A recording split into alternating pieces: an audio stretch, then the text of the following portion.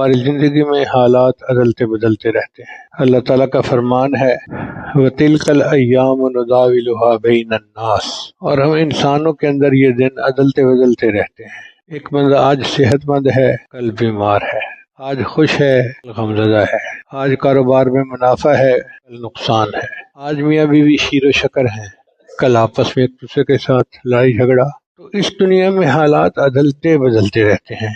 ایسے میں ہمیں شریعت تعلیم دیتی ہے دو باتوں کی۔ پہلی بات کہ جو معاملات ہوں ان کے اسباب اختیار کرو، مثلا بیمار ہیں ڈاکٹر کے پاس جاؤ، دوائی لو، یہ سبب ہے۔ اگر کاروبار اچھا نہیں تو دکان پہ جاؤ، گاہکوں کے ساتھ اچھا سلوک کرو، یہ سبب ہے۔ اگر میاں بیوی میں جھگڑا ہے تو افہام و تفہیم سے کام لو، یہ سبب ہے۔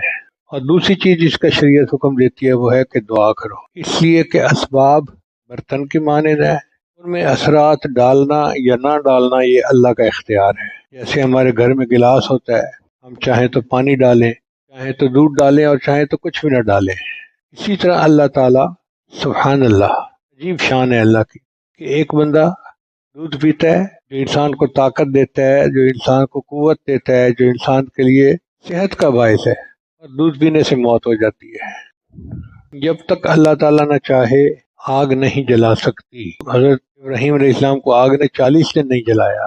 جب تک اللہ تعالیٰ نہ چاہے پانی نہیں ڈبو سکتا۔ موسیٰ علیہ السلام کی فوج کو پانی نے نہیں ڈبویا۔ تو یہ سب اسباب ہیں اور ان کے اندر اثرات ڈالنا یہ اللہ رب العزت کا کام ہے۔ چنانچہ ایک مرتبہ حضرت موسیٰ علیہ السلام بیمار ہو گئے تو انہوں نے اللہ تعالیٰ سے پوچھا کہ یا اللہ اس کے لیے کوئی مجھے دوا بتا دیجئے۔ رب کریم نے ارشاد فرمایا کہ فلاں درخت کے پتے کھاؤ، شفا ہو جائے گی۔ پتے کھائے، ٹھیک ہو گئے۔ اللہ کی شان کے کچھ دنوں کے بعد پھر وہی عارضہ ہوا۔ اب موسیٰ علیہ السلام گئے اور پتے کھائے، فائدہ نہیں ہوا۔ پوچھا یا اللہ آپ کے حکم سے میں نے پتے کھائے تھے تو فائدہ ہوا تھا، اب کھائے ہیں تو فائدہ نہیں ہوا۔ فرمایا میرے پیارے موسیٰ علیہ السلام پتوں میں شفا نہیں ہے، ہم نے ان میں شفا رکھ دی تھی، اس لیے وہ آپ کو مل گئی۔ ہم دوائیاں کھاتے ہیں کہ ہمیں شفا مل جائے، مگر ان دوائیوں میں اللہ شفا رکھتے ہیں تو ہمیں ملتی ہے، ورنہ نہیں ملتی۔ ہمارے ایک بھائی امیر دین صاحب تھے، وہ شہر کے تبلیغ جماعت کے امیر تھے، بہت توکل والے تھے۔ میں اس وقت چھوٹا بچہ تھا، سرمد کی عمر کا، تو میں اپنے استاد کے پاس جو حکیم یاسین صاحب تھے صرف نحو پڑھا کرتا تھا۔ میں بیٹھ کے پڑھ رہا ہوتا تھا، وہ آتے تھے اور پیسے دے کے چلے جاتے تھے۔ ایک دن میں نے پوچھ لیا استاد صاحب سے کہ استاد جی یہ بندہ آتا ہے آپ کو پیسے دے جاتا ہے، کیا مطلب ہے؟ اس نے کہا یہ بیمار ہوتا ہے اور یہ کہتا ہے کہ شفا تو مجھے اللہ نے دینی ہے، یہ میرے پیسے لے لو اور جو غریب تمہارے پاس آئے اس کو مفت میں دوائی دے دینا، مجھے بغیر دوائی کے اللہ شفا دے دے گا۔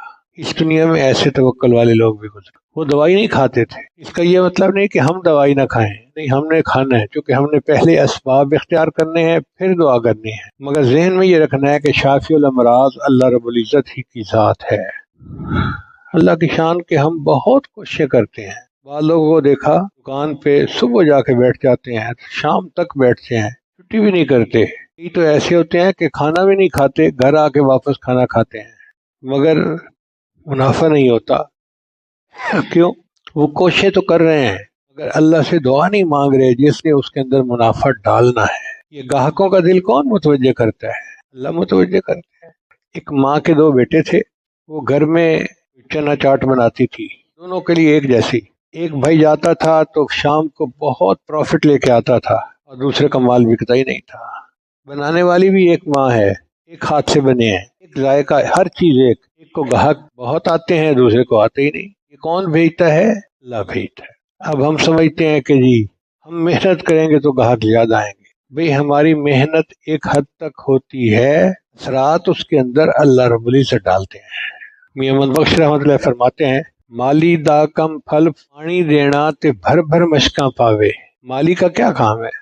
وہ پانی بھر بھر کے ڈالتا ہے درخت کو، پودے کو۔ مالی دا کم پانی دینا تے بھر بھر مشکاں پاوے، مالک دا کم پھل پھول لانا لاوے یا نہ لاوے۔ یہ تو اللہ کا اختیار ہے نا کہ پھل پھول تو اس نے لگانے ہوتے ہیں۔ انسان اپنی پوری محنت کرتا ہے مگر پھل پھول اللہ لگاتا ہے، اس لیے متوجہ اللہ تعالیٰ کی طرف ہونا چاہیے۔ دعا صرف ہماری ضرورت ہی نہیں، زندگی کے اظہار کا ایک بہترین طریقہ ہے۔ چنانچہ بندہ اللہ کے سامنے روئے دھوئے، یا اللہ میں تیرا منگتا ہوں، تیرا بندہ ہوں، عاجز ہوں، مسکین ہوں، میرا پروردگار ہے، اے اللہ تو میری اس دعا کو قبول فرما لے۔ خالق میں اور مخلوق میں بڑا فرق ہے۔ مخلوق سے مانگو ایک دفعہ دے دیں گے، دوسری دفعہ مانگو نہیں کترائیں گے، تیس دفعہ مانگو ملنے سے انکار کر دیں گے، بہانے بنا لیں گے، اور پھر مانگو تو کہیں گے یار کیا تو ہر وقت مانگتا ہی رہتا ہے۔ اللہ کی شان جدا ہے۔ اللہ سے ایک دفعہ مانگو وہ دیتا ہے، دوسری دفعہ مانگو وہ دیتا ہے، تیسری مرتبہ مانگو دیتا ہے۔ جو بھی مانگو اللہ دیتا ہے، بلکہ جو بندہ اللہ ہی سے مانگے، کسی اور سے نہ مانگے، اللہ اس کو اپنا ولی بنا لیتا ہے۔ اللہ فرماتا ہے یہ میرا ولی ہے، میرے علاوہ کسی سے مانگتا ہی نہیں ہے۔ دنیا والوں سے تھوڑا مانگو تو ناراض، زیادہ مانگو تو ناراض۔ ایک صاحب نے کسی وزیر کو کہا جی مجھے 1 روپیہ دے دو، خفا ہو گیا، انہوں نے مجھے کیا سمجھا ہوا ہے، 1 روپیہ مجھ سے مانگتا ہے۔ ایک صاحب نے کسی کو کہا جی کہ مجھے 1 کروڑ روپیہ دے دے، وہ ناراض، تو میرے ساتھ مذاق کرتا ہے۔ تھوڑا مانگو تو ناراض، زیادہ مانگو تو ناراض۔ اللہ کی شان جدا ہے۔ اللہ سے تھوڑا مانگو دیتا ہے، حتیٰ کہ نبی علیہ السلام نے فرمایا تم جوتے کا ٹوٹا ہوا تسمہ بھی اپنے رب سے مانگو، اللہ وہ بھی دیتا ہے، اور زیادہ جتنا مانگو اللہ وہ بھی دیتا ہے۔ ایک دفعہ عرفات کے میدان میں وقوف عرفہ میں ہم دعائیں کر رہے تھے، تو ایک لاہور کا نوجوان تھا، اس نے اللہ سے دعا مانگی، یا اللہ دے مجھے 900 کروڑ روپیہ۔ نہیں، ایک بوڑھے نے دعا مانگی، یا اللہ دے مجھے 900 کروڑ روپیہ۔ تو ایک نوجوان نے کہا بابا جی اتنے؟ کہتے پتر پریشان نہ ہو، تیرے کو نہیں مانگے رب کو مانگے نے، تو کیوں پریشان ہوتا ہے، میں نے اللہ سے مانگے ہیں۔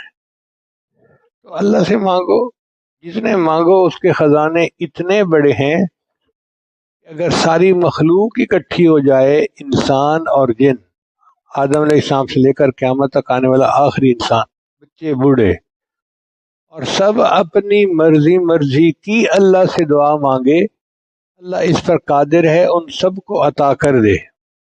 اور اللہ کے خزانے میں اتنی کمی بھی نہیں آتی، اتنا سوئی کو سمندر میں ڈبو کے نکالیں تو سمندر کے پانی میں کمی آتی ہے۔ جب وہ اتنا بڑا ہے اور اس کے خزانے اتنے بڑے ہیں، پھر ہمیں پریشان ہونے کی کیا ضرورت ہے؟ اس لیے قرآن مجید نے ہمیں حکم دیا، وقال ربکم، اور کہا تمہارے پروردگار نے۔ اب اس میں نہ مومن اور کافر کا فرق ہے، نہ نیک اور بد کا فرق ہے۔ یہ نہیں کہا کہ ایمان والوں دعا مانگو، کافر بھی مانگ سکتا ہے، اس لیے کہ ان کا رب بھی اللہ ہے۔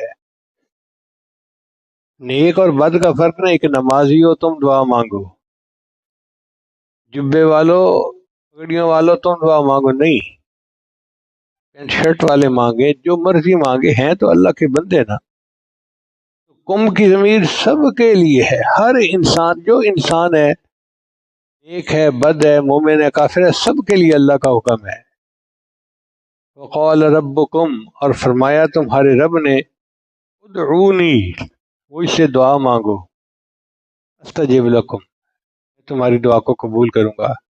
اب اللہ کا وعدہ کسی صرف نیک کے ساتھ نہیں ہے، داڑھی والے کے ساتھ نہیں ہے، ہر ایک کے ساتھ ہے۔ حتیٰ کہ کوئی شرابی ہے، زانی ہے، ڈاکو ہے، چور چکار ہے، جو مرضی ہے مانگے گا، اللہ قبول فرمائیں گے۔ بلکہ نبی علیہ السلام نے ارشاد فرمایا، من لم یدعو اللہ غضب علیہ، جو بندہ اللہ سے دعا نہیں مانگتا اللہ اس سے ناراض ہوتے ہیں۔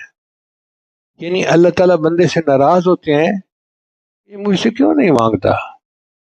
مانگنے سے بندے کی عاجزی ظاہر ہوتی ہے اور اللہ کی کبریائی ثابت ہوتی ہے، اللہ کو یہ بات اچھی لگتی ہے، اس لیے اللہ فرماتے ہیں کہ اے میرے بندے مجھ سے مانگ۔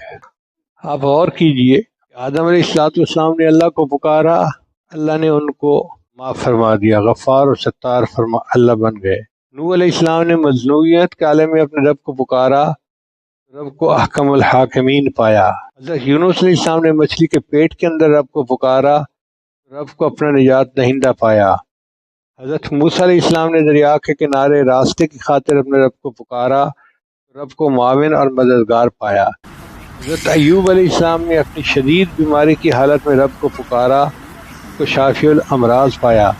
حضرت ابراہیم علیہ السلام نے نمرود کی آگ کے اندر رب کو پکارا، رب کو اپنا مشکل کشا پایا۔ بی ہاجرہ نے مکہ کی